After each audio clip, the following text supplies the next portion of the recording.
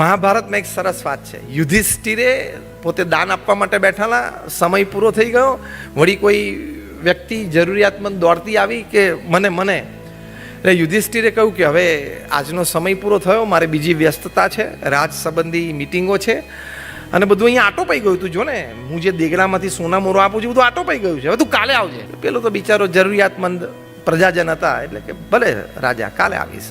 એટલે ભીમ એમણે આ દ્રશ્ય જોયું ને વાર્તાલાપ સાંભળ્યો ને એટલે એમને વિજય ડંકો વગાડ્યો. રાજા યુદ્ધ જીતીને આવે ને એટલે શહેરમાં વિજય ડંકા વાગે, એટલે પ્રજાને ખબર પડે કે આપણા રાજા યુદ્ધ જીતી લીધું છે. તો યુધિષ્ઠિર કે વિજય ડંકા કોણ વગાડે છે, યુદ્ધ ક્યાં ચાલુ છે? તો કે ભીમ વગાડે છે, બોલાવો એને દરબાર. યુધિષ્ઠિરે ભીમને પૂછ્યું કે ભાઈ આ વિજય ડંકા કેમ વગાડે છે? તો કે કેવડો મોટો આજે વિજય થયો. તો કે શેનો વિજય? તમે મૃત્યુ ઉપર વિજય મેળવ્યો. યુધિષ્ઠિર કે મેં કેવી રીતે મૃત્યુ ઉપર વિજય મેળવ્યો? તમે પેલી વ્યક્તિને કીધું કે તું કાલે આવજે, એનો મતલબ કે તમે કાલ સુધી જીવવાના છો. તમે હજી 24 કલાક જીવવાના છો એવું નક્કી થયું ને, તમે મૃત્યુ ઉપર વિજય મેળવ્યો એટલે મેં વિજય ડંક વગાડ્યો. યુધિષ્ઠિરે કાન પકડ્યા કે this is a very intelligent input. આ કંઈક મને બહુ મોટી વાત કરી ગયો આજે. તરત સૈનિકોને મોકલીને કહ્યું ભાઈ પેલાને બોલાવો અને હું અત્યારે એને દાન આપી દઉં, કારણ કે નક્કી નહીં કે હારું કાલ સવારે શું થાય. તમે તાલી પાડી પણ કંઈ સમજ્યા